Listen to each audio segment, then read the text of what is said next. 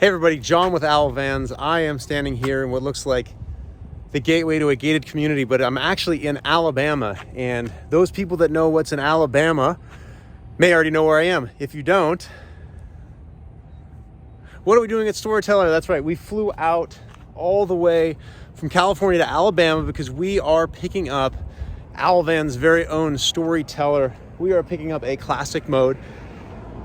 I'm really excited because we are going to build the daylights out of this. What I'm also excited for is checking out that facility. This is where they build all of the Storyteller Overland modes, stealth, beast modes, and they have got a very, very slick operation. I arrived about half hour ago and we got a quick tour, but I didn't get the in-depth tour because I really want to show that to everybody because I was super excited to see how they build these vans and what that assembly line looks like. And so I thought, hey, let's shoot a video and let's go inside, talk to the CEO, the founder of Storyteller, and see how they build these things.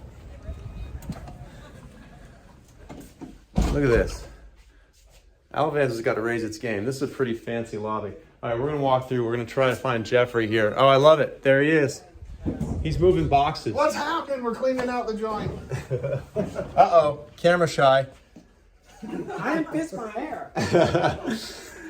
If you haven't seen Jeffrey before, this is Jeffrey. He is a founder and CEO of Storyteller. And I couldn't think of a better tour guide to go through his facility. There are probably about 50 better tour guides around. Let's do it. Intergalactic headquarters. Now, the first thing I noticed when I walked out here a few minutes ago, clean shop. Don't ever buy anything from somebody who has a dirty shop. It's a bad, bad omen. Well, this isn't as clean as we want it to be. Look at this place. You're super kind to say. See, you see this every day. I got to take in the shock and awe. In Northern California, this would be like an $800 million facility. So I've got to have, I've got shop envy right now. They originally come to us as kind of a raw shell from Mercedes-Benz. They build the chassis to our spec. So you order a specific spec. Every single van that comes in here is basically identical with the exception of color. With the exception of color, that's exactly right. It's a uniform spec, but it comes to us as a raw shell from the factory. We order 144 high roof cargo vans, 2,500. How many vans now?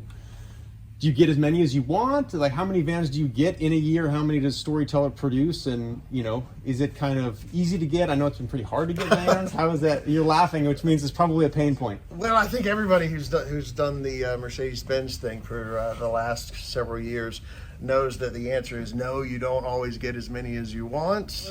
We are what's called a fleet account or a strategic account. We're in Mercedes-Benz, so it kind of gives us next level access to the allocation that we would want. So at any given point, we'd probably have between 130 to 200 of these on the ground ready to go into production. And that's crazy. Yeah, so I get overwhelmed when we have like 7 vans in our facility at any one time. Now, granted, our location is a lot smaller, but 130 vans. Wow. We're seeing all these cutouts. So it looks like the first thing that happens, I always laugh that the first time you drill a hole in a van, you got the cold sweats. You measure 100 times, and then when the van actually, you know, now at this point in Owl, and I'm sure with you guys, the van hasn't even stopped moving when the drills are spinning. Right. So you start attacking it with sharp objects, and so yeah, the T-vent windows, the flare spaces, the Keith and the guys from Flare Space send over to us. And we'll also cut the holes in for the rooftop AC and the vent fan. When I came in and looking at the quality of the products, and I always feel a little bit weird sometimes because I feel like I'm almost like a paid advertisement, which I am not. We are purely here on our own accord. And the reason I say that is because we partner with folks that we think do good work. And so I'm going to talk a lot about some of the things I see here and why. This is Havelock wool right here. And when you build vans, one of the problems with the industry right now is that there's no code. Like when you buy a house, there's a building code, and you know when you buy a house that what's behind the walls, the plumbing, the electrical, it's all done to code.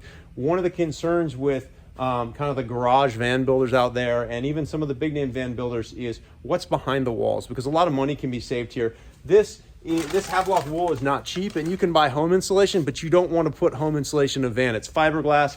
It can break, which is small pieces of glass. It can break up over time, and then it can actually get in the air inside the van, which is a very bad thing. Well, you should probably talk more about the Havelock wool. I know people use 3M Thinsulate a lot, which isn't going to cause any problems like home insulation would, but what's the thought behind the wool? The thought behind the wool is it's just a premium, naturally moisture wicking product that happens to be the greatest acoustic and thermal barrier that's available to us for this application, largely because, like you said, a lot of folks out there are using 3M Thinsulate or some type of polyiso board to try to get it in there. But what we really like about what Andrew and the crew from Havelock will give us the opportunity to do is to take premium product and actually recess it fully into all the cavities back behind the pillars.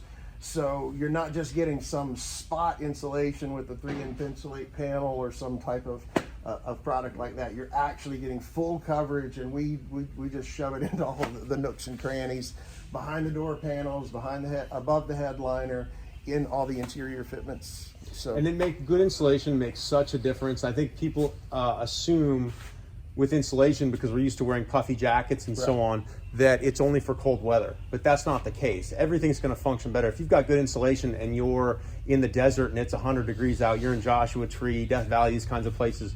Your AC is going to work better if you're insulated. It's basically stopping the outside world from changing the temperature inside the van, because I think a lot of people that don't live in cold climates are like, oh, I don't need to insulate my van that much because I'm not in cold weather, etc. But then also, exactly like you're saying, in the heat or in the cold, having a well-insulated product helps you to get more efficiency out of all the electrical components on there, your heat, your AC.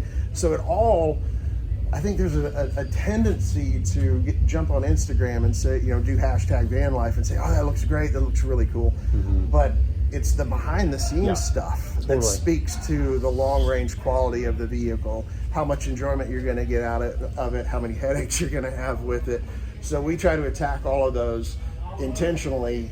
So just because it's out of sight, it's not out of mind. It's So station one, again, van comes in, we're cutting out the windows, cutting out the vent fans, insulating, and that's stage one.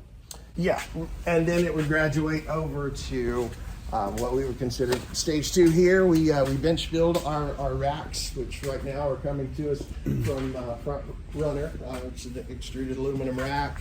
There's a really good ecosystem around the rack product itself.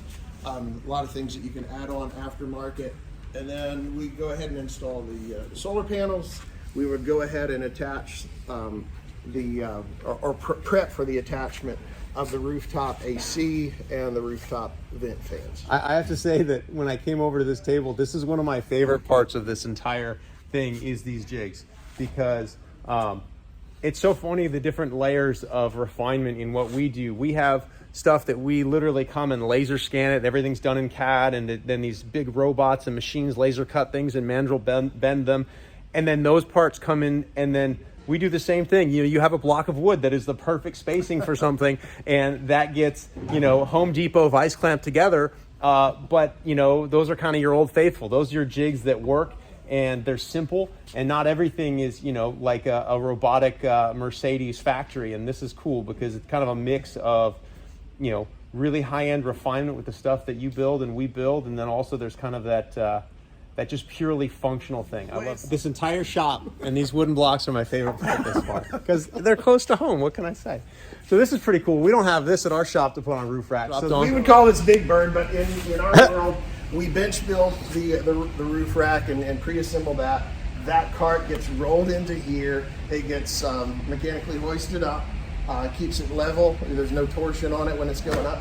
And then the van gets pulled through, and the goal behind this was A, first and foremost, keep our people safe. Yep. And B, to reduce any kind of line damage to the product as it's going. And you run one of those $70,000 vans and scratch it up, and all of a sudden you create a new process to make sure that's not going to happen again. That's right. So this is fun. This is kind of stuff people don't think about. These vans come in on steel wheels with tires, and I was asking Jeffrey what happens with those. They do make sure that those find a new home, so those don't just go into landfill or anything like that.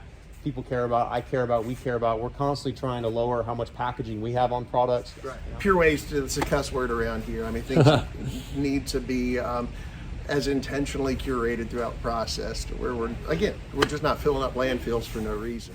So what happens back here? I didn't get it. I know nothing about what happens back here. It looks like this is some of the pre-assembly of some interior parts. Looks like there's some textile stuff going on, some stitching. That's right. So we own the entire design, engineering, and branding process, but there's a lot of, even with our patented seat systems and our shower systems and the flex space and the bed systems, we still have certain parts manufactured for us off-site to our spec, and then when they come here, our just master craftsmen get to work assembling them, getting them ready to go as a final installation on the line. And so we do all of the covering and all the assembly here. Everything, we try to keep everything around here in kind of 8-hour turns and understand the logic of line advancement that way. So a lot of pre-assembly would happen here. We would kind of stack up parts getting ready to go into production. I want to continue down the line. So this then, you see look at that, how cool is this? Look, I'm just fanboying out. I think this is so cool that all these vans are lined up, and just watching this whole process is very, very cool as someone who doesn't build vans. So what's the next step? I heard earlier that the vans kind of go down the line here as they get towards more and more finish. So this van obviously has a roof rack on it. So what happens in this next stage? At this next stage, the lower cabinetry would begin to be installed. The insulation. So what am I looking at here? We've got some interior cabinets. Looks like you've got some reinforcing here. What goes in this slot in the final build? Ultimately, in that slot, that would house our inverter system right there. Okay. And then the steel portion of this frame would ultimately house our Volta system. Okay. Yeah, so I see you got a mix of a steel frame and aluminum frame. Is the steel frame there for added strength? Is that much heavier item? Yeah, that is a heavier piece of equipment going into there. That's our 4P battery system from Volta, which is a 12 kilowatt automotive grade lithium ion battery system. And then it's we tried to run the math to where the weight would be offset and evenly distributed in the vehicle, with the freshwater tank full directly across from it. So that's a really good point that Jeffrey brings up. So whether you're interested in the Storyteller or a custom built van, or you're building your own van at home, a lot of people don't realize that you got to worry a little bit about the weight distribution. This stuff gets heavy. Water tanks, when they're empty, you don't think about it. When they're full, very heavy. Batteries, the same deal. Remember, you've got a fuel tank on the driver. You've got a driver and the diesel fuel tank on the driver's side of the vehicle. So if you're doing your build at home, you don't also want all your batteries and your water tank and all your heavy stuff on the driver's side, which is, I think it's the knee-jerk reaction of folks, because the door is on the passenger side, and so it's convenient to open the door and go in, and all your stuff's on this wall. But keep that in mind. They've obviously got the batteries, which are a pretty heavy aspect of the build over here, and a lot of the electronic components are going to be on this side of the van to help kind of counteract that. So just something to keep in mind. And other tips for folks, you don't think about it, but tape your van off. It's something that we do as well. When you're working on your van, you're going to drop a tool, you're going to drill something, and the little metal flakes, steel flakes, are going to get on that part, and you going in and out of the van, you're going to get finished with everything, and then you're going to wonder why your bumpers, and your floor and stuff look like crap. Okay, so it looks like we've got some floor going in here. Yeah, the subfloor would be down at this face. The luxury plank vinyl floor would begin to go over that. And the lower cabinetry would be. I love it. Luxury plank vinyl floor. It's like a LPV. Dude, that company, you're hired. Okay, so the floor's going in. It looks like, I like this. We got some workers coming back on the line, so we'll see some people probably turning some wrenches here. So what happens at this next stage? This is where the wiring harness and all the terminations would begin. We'd install the battery system for the Volta as well as the inverter. That's my nightmare. I hate wiring. I hate it with a passion. If you want something wired, don't come to me. And do you build your wiring looms here, or do those come in from the supplier? We actually make them for the aircraft industry. Oh wow, nice. So you got some wires going in. So those peek through. What are these gonna eventually hook up to here? I'm sure a smart person would know. I love it. The boss doesn't know. I love it. Can I open this? It's not gonna. Nothing's gonna jump out at me. Okay, yeah, we can see some of the system. Okay, so this was in on the last van, but you can see on this side looks only slightly more finished here. We've got the Volta power system in here. Looks like you got a fuse box, some more switches on off, and there's your battery system. And before this, wow, look at the size of that thing. So that's all those batteries are encased in a single kind of housing that gets dropped in there. That's right. Wow. Yeah, no, you know, it's something you guys get a lot of rave reviews on is the power system of Storyteller. I think it's a major selling point.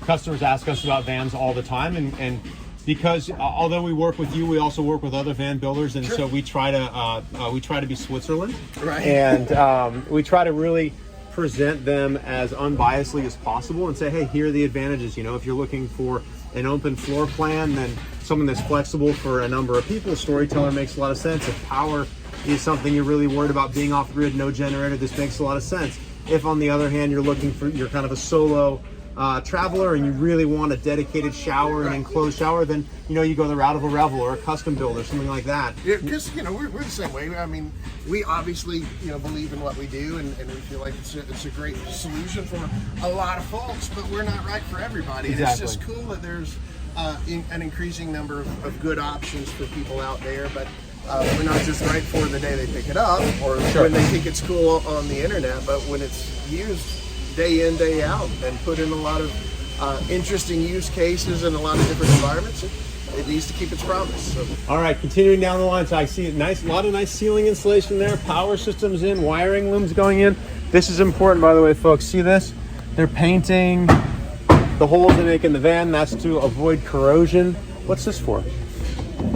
This is just... Oh, for the flare space. Yeah. Okay, so you see last van, no flare space yet. This van has the flare space in it now. I always forget that people come at our videos from a completely different knowledge base. So for people that don't know or are unfamiliar with flare spaces, basically, maybe if I come behind the van, you can see it a little better. This is a bump out. So what happens is a window gets cut in the van, which you can see right there. And then once that window is cut, this actually gets glued in. Like most people don't know that windows are glued in. This window is glued by Mercedes into the vehicle. They also use a glue on the flare space, and what this does, it allows you to sleep sideways.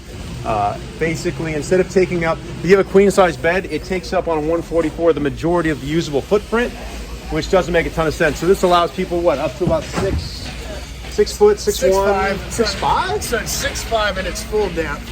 And then it tapers down to about 6'3". So if you're 6'1", 6'2", like you're perfect. If you're 6'5", get a 170. Get a bus. Okay, so we've got the flares in, we've got the wiring harness in. Now these are kind of starting to look more like Storytellers now. Right. I can see it coming in. It looks a little bit, Amazon van-y. Right. And then we've gone Amazon van to weekend project to now it's starting to look Storyteller-like. It starts to take on the ethos and vibe that is Storyteller. That's actually the beast mode. That's an interesting look though with the wheels there. Yeah, it shows you the You've got, what do they call that? The Southern California squat. That's like the thing where they. No. That's awful. All right, this one's looking a lot like vans I've seen before now.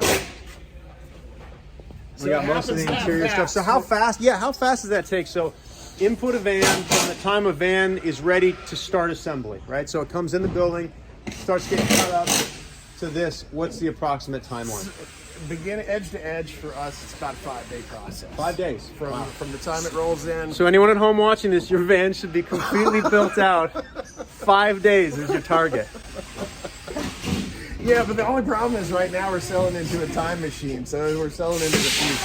So yeah, even though we can build them in 5 days, that means right now we're building for someone who ordered this probably about 6 to 8 months ago. You've got the gating item of getting vans. You can't run down to your local Home Depot and be like, hey, we're out of vans. You got 20 more? You've got the van component and you've got the vendor component. But so we could have gone faster. We could have delivered a lot more units. Our lead times could have been shorter, not longer. But our goal and our mandate is to make sure that if people are having to wait and they are trusting our brand, that when they get it, it's worth the wait and that it keeps its promise. So that was our thinking when all of this, when we started to experience that reset. Hey, we're not just sold out at wholesale. These things are retail sold out into the future for X number of months. Should we adjust our production and should we go faster? Well, let's hold true to what we know to be true. Kind of ongoing commitment to quality. Speaking of, I see a sticker being peeled. Are we changing this into a beast mode, the first Salinite grade beast mode, or was there a problem with the decal? There was a small problem with the decal right here in this corner. Yeah. But just the smallest thing. So you're like peeling that. the whole thing and doing it Yep. over again? Just the smallest things. Look at that, Jeffrey. It's like you staged it. A very small, minor thing that nobody would have probably ever noticed, and now you've got someone who's taking the time to peel the graphics off, which, as someone that has peeled stickers off of a van before, yeah, I'm not doing that. I hate it. But the thing is, if you want to go to the next level, you have to care on the next level. And what's great is, yeah, something that somebody else might not care about, might be minor to them, Sure. that they would never notice, that would get lost in the overall delivery. It has to be cared about. And it's beautiful to me that this is happening right now. I know. I feel like you staged it. So I was asking earlier what these green marks are. So these are for applying the vinyl graphics, which if nobody's ever tried to apply vinyl graphics, if you're good at it, it's easier. But getting things straight, not getting air bubbles, not getting dirt or sand. Let me put it this way. You ever tried to put a screen protector on your iPhone? Did you see the hot mess that it ended up like with the, you're like, how did I get a half a pound of gravel on the screen of my phone before I put my screen protector on? But that's what vinyl graphics are like. So this is stealth, and inevitably there's gonna be 100 YouTube comments on the bottom. What color? How do you say it? Selenite gray? This is selenite gray metallic. Selenite gray metallic. There you go. That's what it is. Don't ask in the comments. Selenite metallic gray. And this is for the graphics, so they line this up to measure to make sure that they have the graphics lined up. Reference point. This is stealth. So you got three models. You got the stealth, this one. You got a beast mode, which was what? Which one of these was going to be a beast? Oh, the KC lights. These so those two are right beasts. here, this will be the beast Beastesses. line, and this is a particular note to Owl fans, because that's where we will ultimately install the Owl rear tire carrier and the Sherpa. Nice. That is true. We are OEM on the highest trim model of Storyteller's vehicles. And of course, if you end up going with a classic or a stealth, you're welcome to give me a call. We can still get you taken care of. Love it. Awesome. Well, thank you for taking us on a tour. I'm probably going to walk around and shoot some more video. If people are interested in Storytellers, I'm assuming they can go to your website, StorytellerOverland.com. Go to the website, StorytellerOverland.com. Owlvans.com. And then dealer. you guys are going to be at shows throughout the year. If people want to come and see a Storyteller in person, what's a good way to do it? How do they see a van in person? Right now, inventory is non-existent out there in the wild, but we will be at anybody who has a show open at this year. We will be there, starting with the Tampa RV show coming up in January, moving into the More Overland Expo in February, and then any of the Adventure Van Expos. We'll have it on our site. And we're going to have our Storyteller van, which we are going to go absolutely ballistic on, will be at our new Anaheim location in Southern California. So you can check that out there. As well, you know, what a lot of people do, and I never would have thought to do, is you can join these online communities on Facebook and so on. Even if you don't have a vehicle yet, you can see what you can ask the community questions. And one of the things I see people do is, hey, is there anyone in the XYZ area, anyone in the Northern California area, anyone in the Chicago area that has a Storyteller that I could see? And you'd be amazed how nice people are. They love their vehicles, and they're willing to have you show up, and they're probably not going to let you sleep in it or use the facilities. Right. But they'll probably let you poke your head around a little bit. Maybe not during COVID, so maybe we wait till the pandemic's over to go poking around people's vans. Well, but because of COVID, in truth, we've seen just such a beautiful thing happen, as inventory has been impossible to come by out through our dealer network. We've seen just people take action. They'll raise the flag on that Insiders and Mode Lifers page on Facebook, or find one another on Instagram, and they'll say, hey, if you're coming through my area, I'd love to see your van. And because it's a self-contained small area, people are, they're social distancing, and they're abiding by best, the current best logic over what to do to combat COVID. Sure. But they're just making that connection sooner rather than later. They're bringing people into the community. From our standpoint, it's been pretty beautiful to see. awesome. Well, thanks for taking us on this tour today. I love seeing this. Being here. Again, I feel nerdy saying this, but I was super excited to come out here and see this facility and see it in person, because, again, I'm not a van builder. I make exterior parts, and I wouldn't really, I built a van, but I would get fired from here if I tried to work here and build vans. So I wanted to see how the pros do the interiors, and it's really, really cool. It's cool to see a company that's growing like Storyteller. Thank you again. And you can check out more videos on our YouTube channel. I know that Storyteller's got some great stuff on Instagram and YouTube as well. Thanks for watching.